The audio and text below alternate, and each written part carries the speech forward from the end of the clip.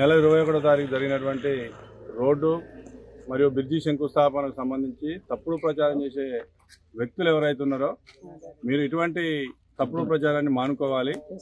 ఎక్కడ కూడా ఏ వర్కును కూడా రెండోసారి శంకుస్థాపన చేపియలేదు. దీని మీద మేము బహిరంగ విచారణకు బహిరంగ చర్చకు సిద్ధం.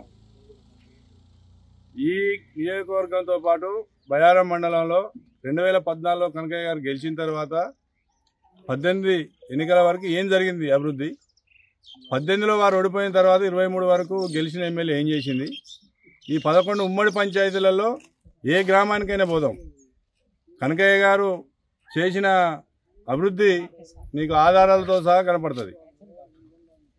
మీరు చేసినటువంటి అభివృద్ధిని చూపించండి. ఈ 11 గ్రామ పంచాయతీలు ఏ టైంలో అయినా ఎక్కడికైనా మేము వచ్చి బహిరంగంగా ప్రజల సమక్షంలోనే తేల్చడానికి నిజాలను తేల్చడానికి మేము సిద్ధంగా ఉన్నాం. కానీ ఒక ముఠాగా ఏర్పడి ఆ పార్టీలో ఒకరు ఈ పార్టీలో ఒకరుండి 4 పార్టీలలో నలుగురు నీ మనుషులే ఉండి నీ ముఠా సభ్యులే ఉండి నువ్వు ఏ పార్టీలో తెలియదు, నువ్వు బీఆర్ఎస్లో ఉన్నావా, బీజేపీలో పోతున్నావా, కాంగ్రెస్లోకి వస్తా అని కాంగ్రెస్ నాయకత్వాన్ని ప్రాధాన్యపడుతున్నావు, మాకే అర్థం కాని పరిస్థితులు ఉన్నది.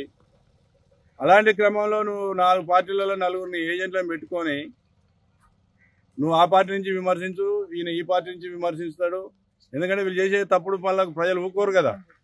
ఊరుకోకుండా ప్రజల ఆగ్రహానికి వచ్చినప్పుడు ఈ పార్టీలు బేస్ వస్తాయి. అప్పుడు ఈయన మా కార్యకర్త అని, కానీ ఆ పార్టీలో ఉంటాడు, ఆ కార్యకర్త కింద ఉంటాడు, కానీ ఈ ముఠా నాయకురాలకు పనిచేస్తాడు. అట్లాంటి ముఠా సభ్యులు మీరు డేట్లు ఫిక్స్ చేయండి. 11 పంచాయతీలు ఇవాళ 29 ఉన్నాయి, 100 గ్రామాలు ఉన్నాయి. 100 గ్రామాలలో పోదాం. మీ ముఠా నాయకురాలు ఏం పని చేసింది, ప్రజానాయకుడు కనకయ్య గారితో మేమేం పని చేసినాం తెలుసుకుందాం. కానీ గత కొన్ని రోజుల నుంచి సోషల్ మీడియాలలో మీ ఇష్టం వచ్చిన రాతలు రాస్తాండ్రు, మీ ఇష్టం వచ్చినట్టు చేస్తా. పిచ్చి చేష్టలు అనుకున్నాం, పిచ్చి మనసులు అనుకున్నాం. కానీ అది ఉంటాంటే ఏమవుతుందంటే శృతిమించి రాగానే పడ్డట్టు, తొండముదిరి ఊసరెల్లి అయినట్టు వీళ్ళ కార్యక్రమాలు ఉంటున్నాయి. కానీ ఇప్పటి వరకు ఒక పద్ధతి, ఇప్పటి నుంచి ఒక పద్ధతి. వాస్తవాలను పెట్టండి ప్రజలలో. అవాస్తవాన్ని మేము వాస్తవంగా చిత్రీకరిస్తామంటే మాత్రం ఊరుకునేది లేదు. మీరు అవాస్తవాన్ని వాస్తవంగా చిత్రీకరిస్తాం, మీరు ఒకటి చేస్తే మేము 10 చేస్తాం. కానీ వాస్తవమే, ఏ రోజుకైనా వాస్తవమే బయటకు వస్తుంది. ఈ రోడ్ల విషయంలో సీతక్క గారు చేసిరని కూడా తప్పుడు ప్రచారం. దాన్ని బట్టి మనకు అర్థమవుతుంది అవగాహన లోపం ఉన్న వ్యక్తులు వీళ్ళు.